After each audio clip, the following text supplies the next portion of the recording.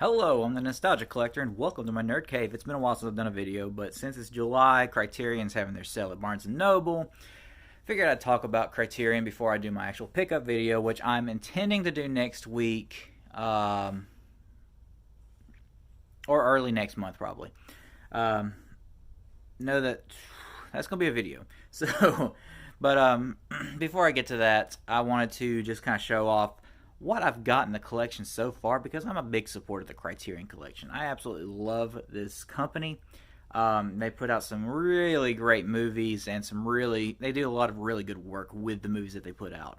So, yeah, I just kind of wanted to spotlight my collection, maybe give out some recommendations, and then, like I said, I'm going to do a pickup video for the July sale end of this month or early next month, depending on how much more money I plan on spending this month.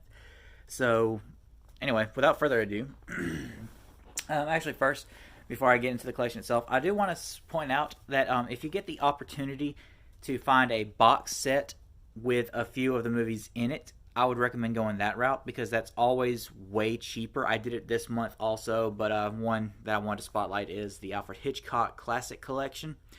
Came with 4 Criterion Blu-rays, and I'll point those out as soon when I get to them in the collection because I did take them out of the box, so they'd be in spine number order. They do go in spine numbers, so that's the order that I want to go in, which I love. It's easy to organize without having to go alphabetical. And some people do go alphabetical with their Criterions, but I think that those people are just, a little off. You know what I mean? The spine number is way better. So, let's get into the collection.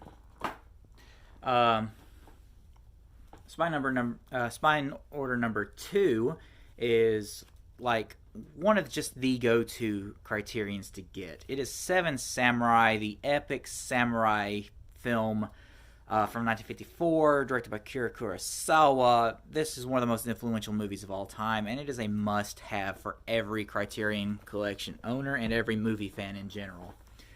This was in the Hitchcock box set. The Lady Vanishes, spine number 3. Pretty good mystery film set on a train. Mystery film set on trains, there's just something about those, trains are just aesthetically pleasing, right? Number 6 is Beauty and the Beast from Jean Cocteau, which is a really beautiful movie. Like, it is such a great fantasy film. 1946, it's in French, and beautiful, stunning black and white. I recommend that one. Number 11 is another super influential film. If you've seen Grim Adventures of Billy and Mandy or Bill and Ted, whichever one the second one was, I can't remember.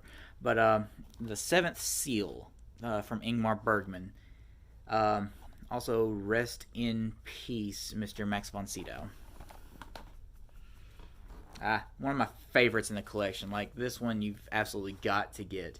And that is number 13, Silence of the Lambs. Anthony Hopkins and Jodie Foster, Ted Levine, from John Demme.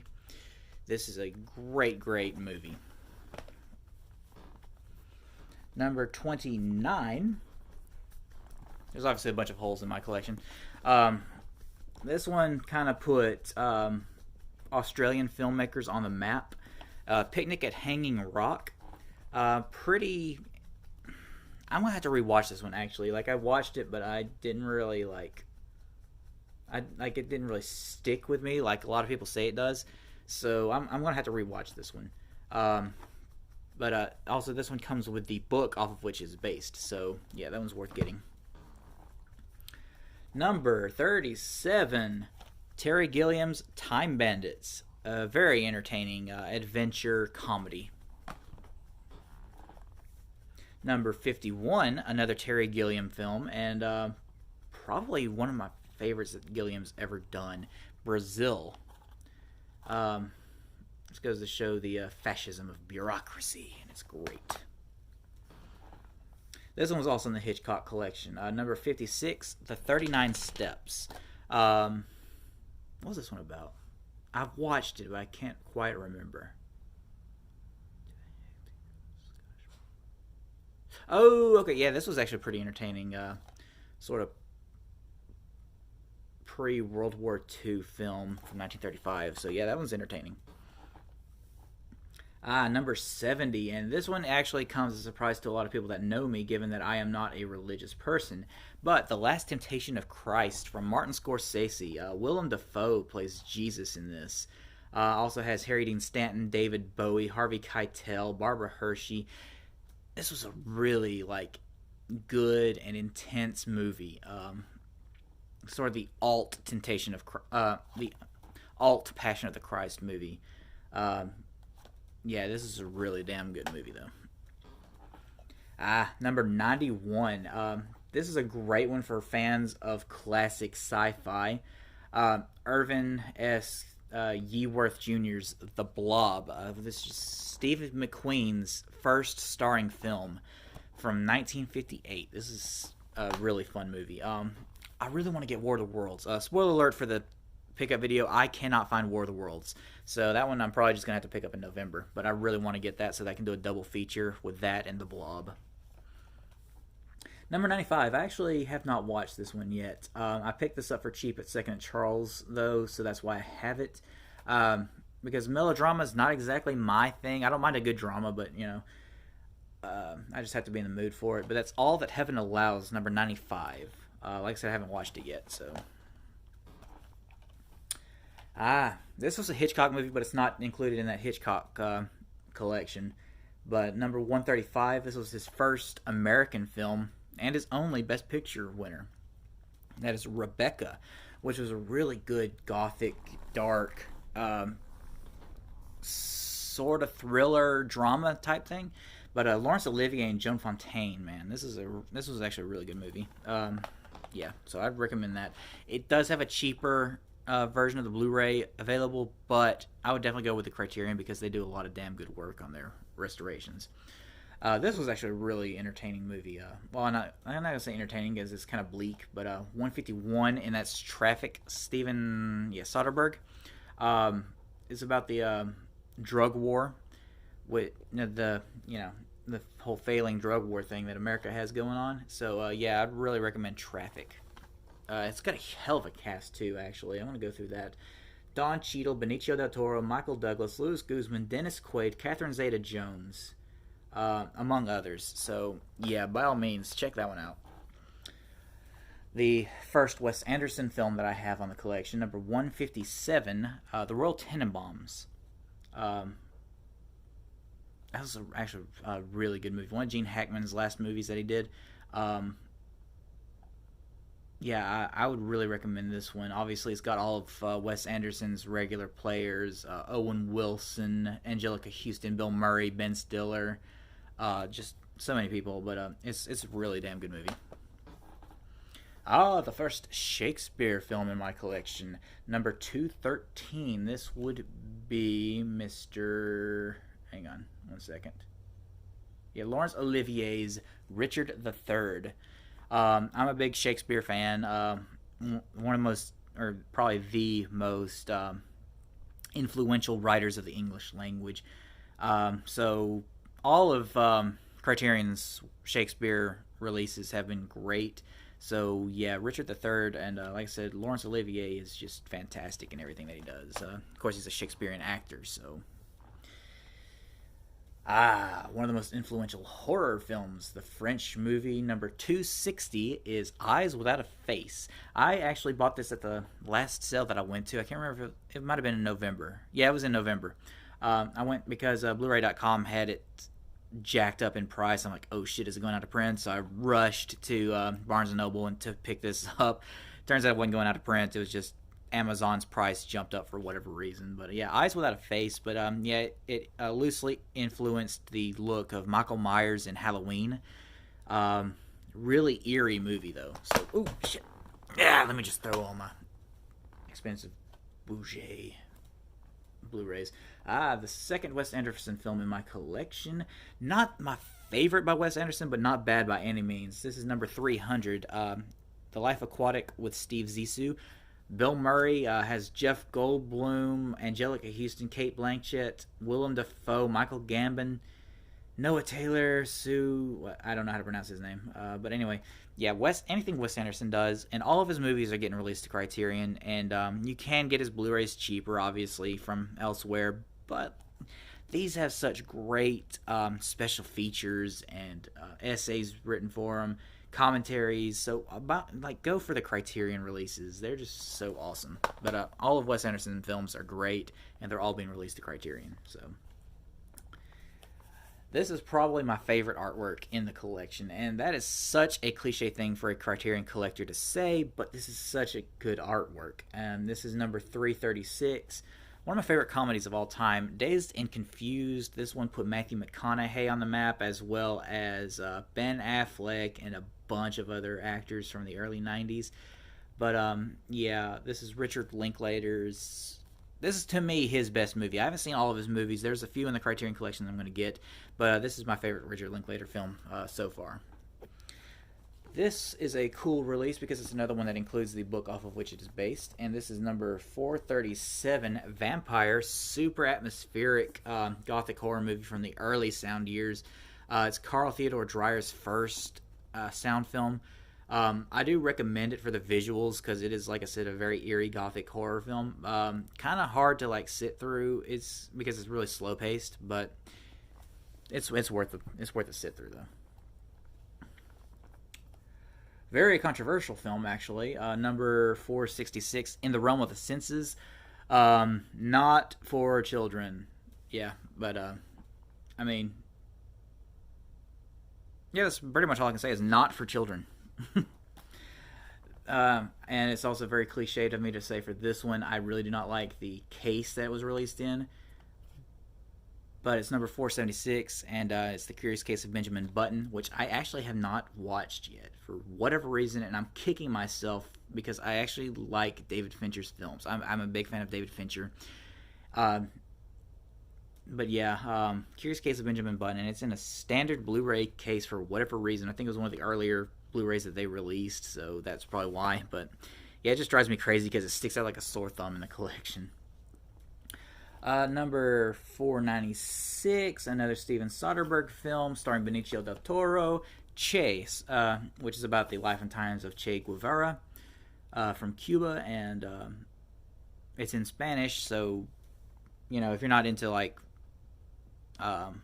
subtitled movies or can't speak Spanish, probably difficult to watch, but yeah, I mean, it was pretty good movie from what I remember of it. I probably need to rewatch it, but it's kind of a long watch.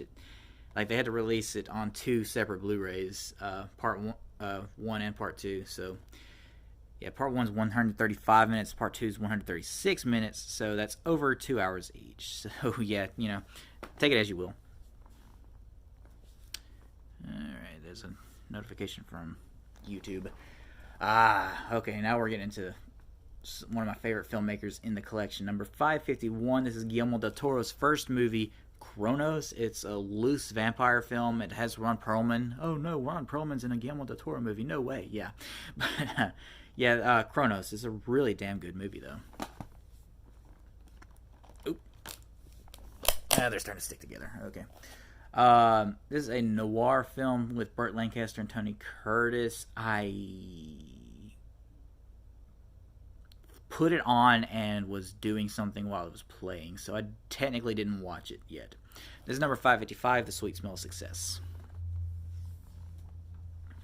This one I did watch, and it's a damn good movie. Brian De Palma, starring John Travolta and Nancy Allen. This is Blowout, number 562. This is a really good movie, full of like political intrigue. John Travolta is a sound editor, and he witnesses an assassination attempt, but they think it was just a blowout, hence the name. But he uses the sound equipment and discovers, oh wait, that does not line up. The first Kubrick movie in the collection that I have. This actually includes two movies, but it was only released as like one movie, but it does include two. This is number 575, Kubrick's The Killing. Also includes Killer's Kiss, which was Kubrick's technical first movie, but this is his first like big movie break. Very influential. You can see elements from like Reservoir Dogs, The Dark Knight, even Terminator 2 that were that referenced this movie. So yeah, that was a pretty cool one. I did not care for the acting in it though. It was kind of wonky to me, but whatever. This one I have not watched yet. I found this for super cheap at a thrift store. So this is the complete Jean Vigo, number 578. Actually, I did watch Zero de Conduit, uh, which was the longer movie on this. This is well, no, it's the second longest movie on this. This includes two shorts and two feature-length films. Well, one's feature-length, one's still kind of short, but yeah. Anyway, so complete Jean Vigo. I can't really say much about it because, like I said, I haven't watched it yet. I haven't watched this one yet either, but I found this for super cheap on eBay. In fact, I think I paid $8 for it, which is a steal for a Criterion. Number 585, Identification of a Woman. A lot of people said it's not one of the best in the collection, but I'm still kind of curious about it, so I need to watch that at some point.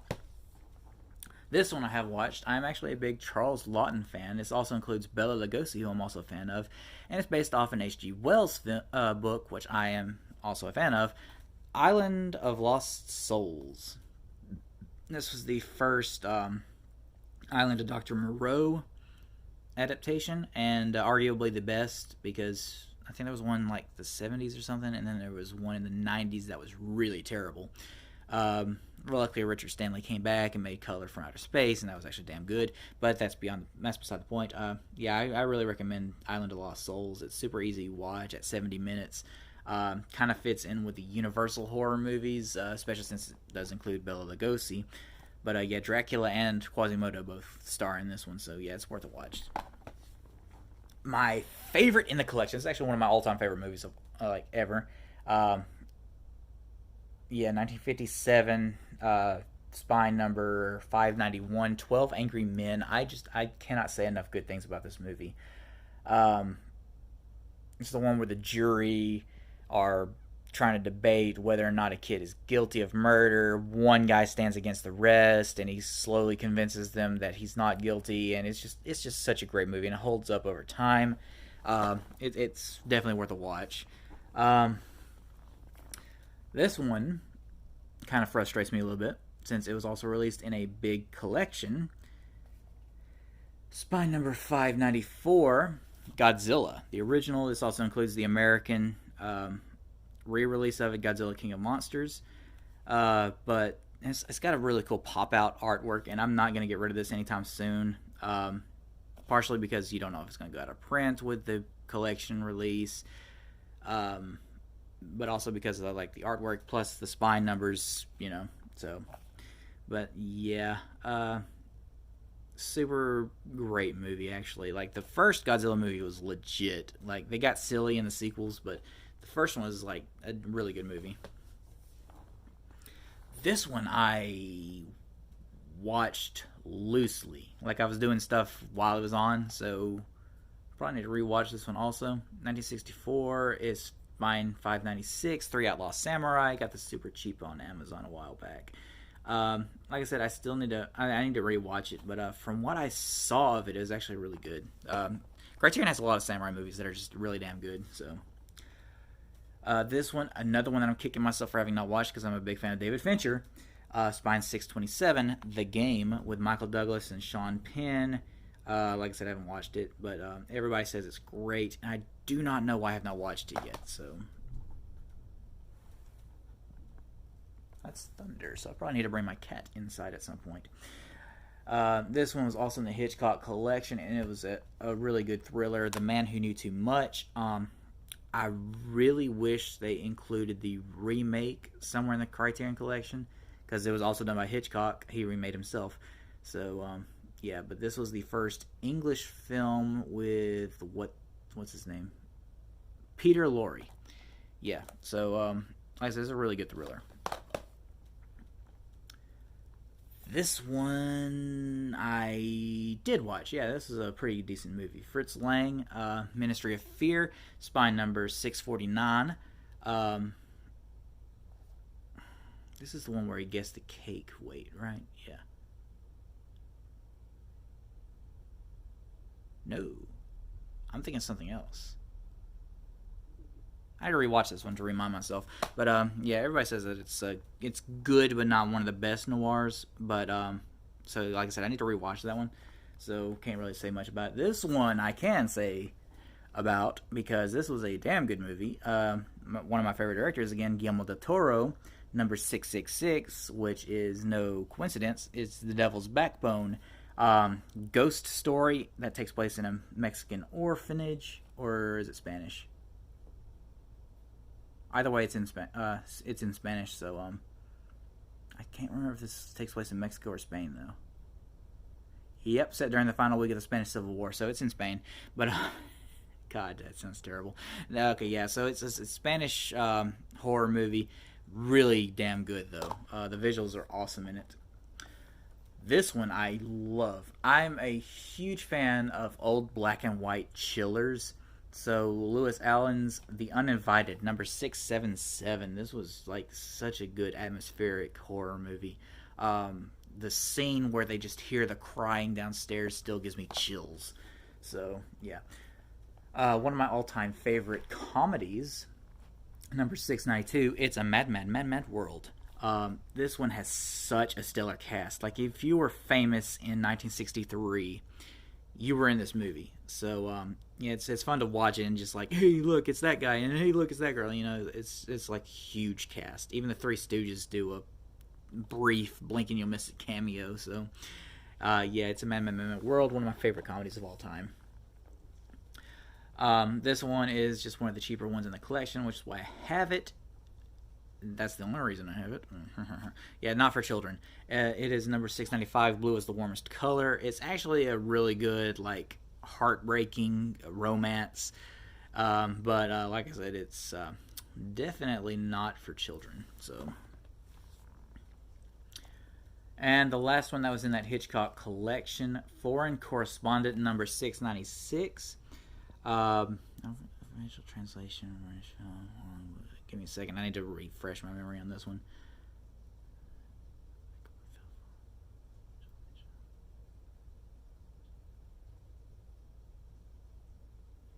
Yes, this was the reporter who goes to Europe to find the story on the imminent war. This is pre America joining World War II. Yeah, this was actually a really good movie, though, from what I remember of it. A lot of the Hitchcock films kind of blend together for me. My power just blinked, which is lovely. So, like I said, a lot of the earlier Hitchcock films kind of blend together for me. So I kind of have to remind myself on them. But yeah, from what I remember, this was actually a really good thriller pre-World War II. So yeah, this one I've not watched yet, but it's a Howard Hawks film starring John Wayne. It's a Western, obviously. And it also comes with the book off of which it was based. This is Spine 709, Red River. This is one of my more recent ones. I just got it like last month. So it's not going to be in my pickups collection video. But yeah, like I said, I haven't watched it yet, but I've heard nothing but good things about it. So definitely need to check it out. This one is the first Cronenberg film in my collection, 712 Scanners. It's got one of the most vivid, head-exploding scenes ever put to film. So, yeah, really grisly movie. Obviously, Cronenberg's movies are typically pretty grisly. So, yeah, it's worth a watch. And this is actually the discontinued 3-disc edition. Got it for pretty cheap on eBay. So yeah, you can get the Blu-ray by itself edition, but I don't know. It's just kind of cool that I got it for a steal on eBay when it's the 3-disc edition that got discontinued. So, you know, David Lynch film, and this one is a bizarre film, Eraserhead. Like I said, it's such a bizarre film. This is Lynch's first movie, so. Yeah, like, watch at your own discretion on that one. Not for everybody. I liked it, but it's not for everybody. This one, however, I absolutely love, and I recommend this one. Another black and white chiller. This is 1961's The Innocents, Spine 727. A woman gets hired on as a nanny for 2 children at a remote English estate, and yeah, it's a haunting like gothic horror movie. Truman Capote actually did the screenplay for it, so like I said, I recommend this one a lot. This one I watched, and I was actually not that big a fan of it.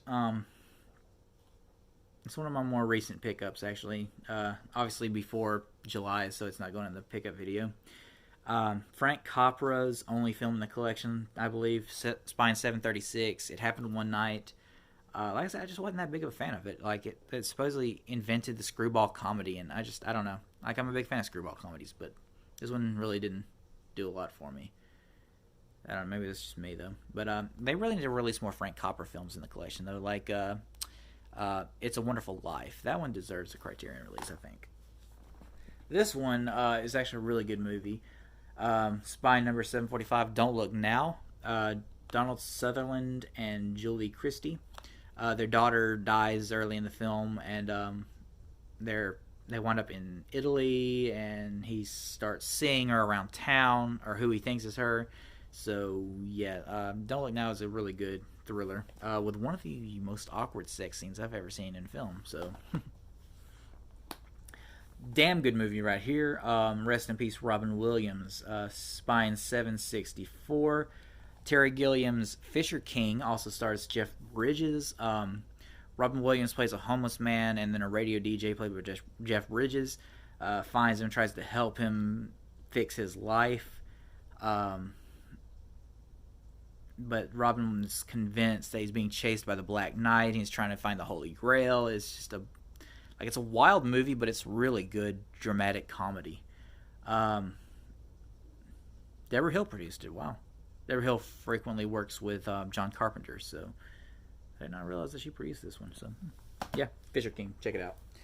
Another Wes Anderson film. Like I said, all of his movies go to the collection at some point. In fact, I think he's only missing one movie from the collection. Well, two, because one just released this year. Spy number 776, though, is Moonrise Kingdom, and I really love this movie. Edward Norton was great in it. It also has Bruce Willis. Who all else was in it? Oh, Bill Murray, obviously. Harvey Keitel. It's got all of his main players. So yeah, just a really good comedy, coming of age film. So check out Moonrise Kingdom. One of the weirder movies in the collection that didn't really do a lot for me. I didn't hate it by any means, but it definitely, I feel like, does not belong in the collection. That's Jellyfish Eyes, Spine 787. It was just a super cheap movie, and I was like, ooh, cheap Criterion, cool. So watch at your own discretion. This one is good for the whole family if you're okay with everybody watching subtitled movies because it's in Japanese. But yeah, it's just one of the weirder ones that probably doesn't belong in the collection, but it's in there, so whatever. Great movie right here. I'm a big fan of Kubrick. In fact, I'm missing one of his movies. So Spine 821, that's Dr. Strangelove, or How I Learned to Stop Worrying and Love the Bomb. Yeah, Peter Sellers and George C. Scott star in this, and like I said, it's Kubrick. It's an anti-war film taking place during the Cold War. It's actually got an early performance from James Earl Jones. But yeah, it's like a dark comedy, and it's really good. So can't really recommend that one enough. And it's the one that ends with the guy on top of the bomb screaming like a cowboy, waving his cowboy hat around as it drops, which is kind of an iconic moment in movies. So you've probably seen that parodied. But yeah, this is that movie. So yeah, like I said, all of Kubrick's films just have been just fantastic. Another Shakespeare adaptation in the collection. Not a direct adaptation. It's based around a side character from a few of Shakespeare's plays. But it's the first Orson Welles movie in my collection, and it's Spine 830, and that's The Chimes at Midnight, and beautifully done movie. I'm a big fan of it. It's probably not for everybody because Shakespeare's kind of hard to follow sometimes. So yeah, take it at your own discretion. But me personally, I really do love this movie. Probably my favorite Shakespeare film out there. So, yeah. This one is actually a really good movie, and you would not think that from the title. It's 1942, Spine 833, and that's The Cat People. Now, what would you think that would be about? It'd be about, like, monsters that look like cats, right? But no, it's actually a really good psychological thriller with one of the earlier jump scares in cinema, and it's just a really good movie that kind of focuses on, like, mental health, and it's just a really good movie.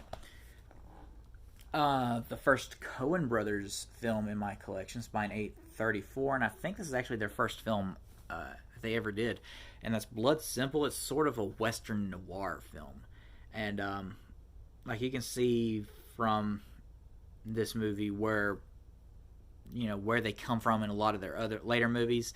This one's just like a quintessential Coen Brothers film, really. So yeah. And the last Guillermo del Toro film in the collection, and my favorite film he's ever put out, one of my favorites on the collection too, one of the best fantasy films ever made, and that is Spine 838, and that is Pan's Labyrinth.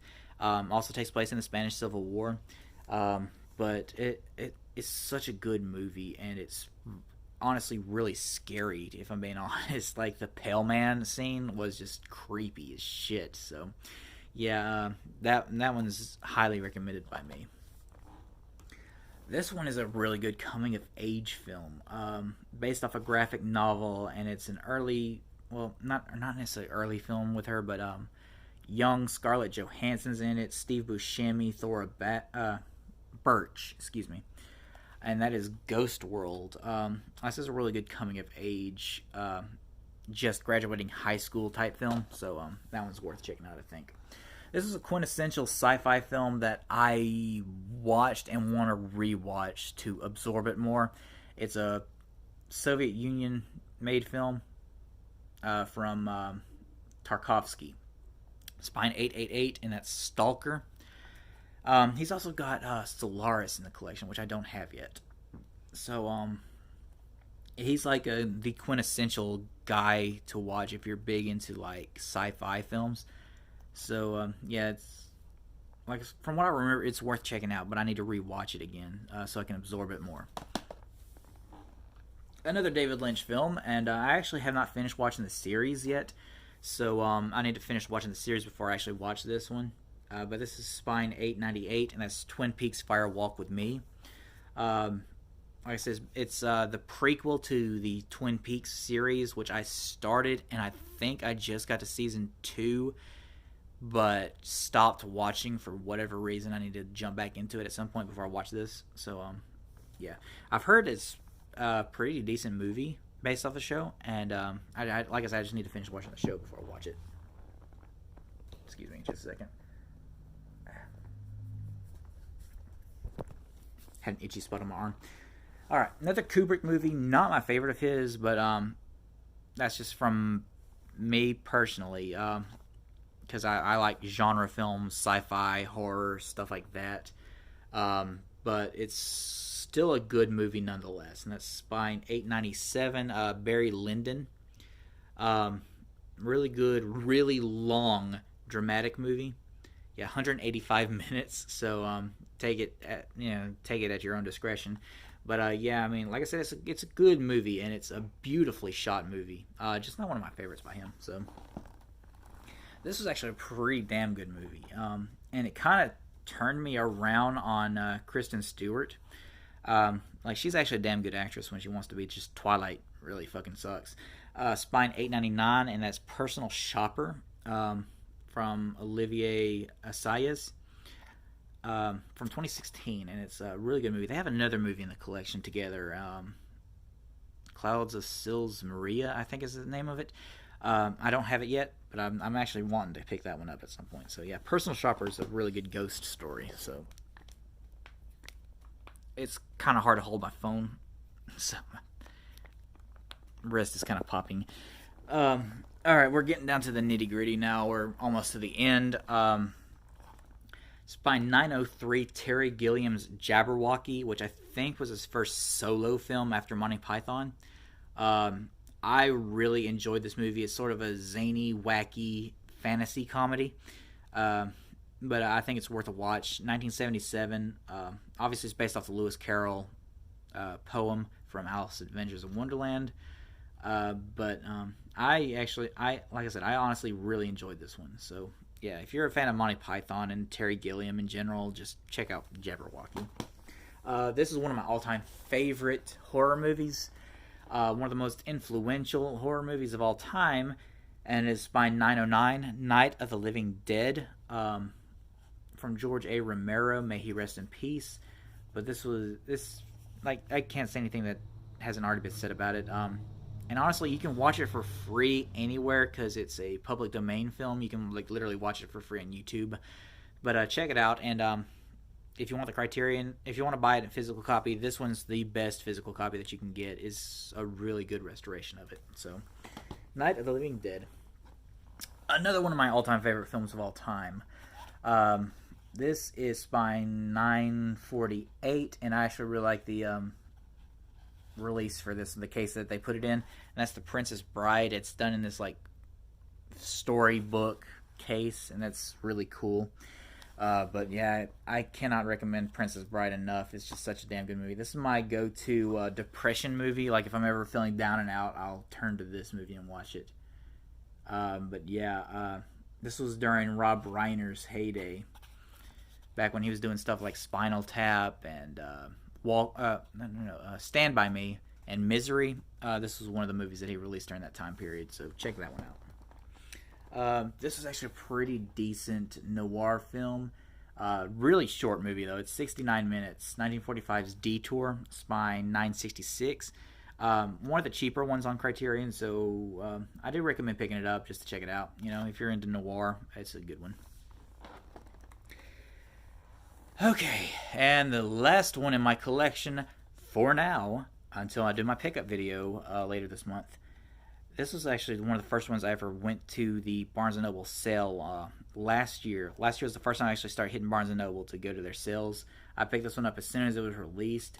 This is Spy 971 and 972, Jackie Chan's Police Story collection, which I think there's two others, like Police Story 3 and 4, but they did not get a Criterion release for some reason. I'm not sure why, but really cool action movies. Very dangerous movies. If you're familiar with Jackie Chan's work, you know what I mean. Like, there is no regulation on his sets, and he has nearly killed himself a lot, including in one of these movies. But yeah, check this out if you're a fan of Jackie Chan's movies. Okay, so that has been my Criterion collection so far. This would be a significantly longer movie if I did this at the end of July, because I have been hitting Barnes & Noble hard this month. So be sure to stick around for my pickup video, because I've got a pickup video coming later this month. I'm not done with Barnes & Noble just yet, so just wait for that video to come out and I'll put it out. But anyway, I've been the Nostalgia Collector. Remember, physical media will never die, and I genuinely hope that I get to see you in the next video. So, bye-bye.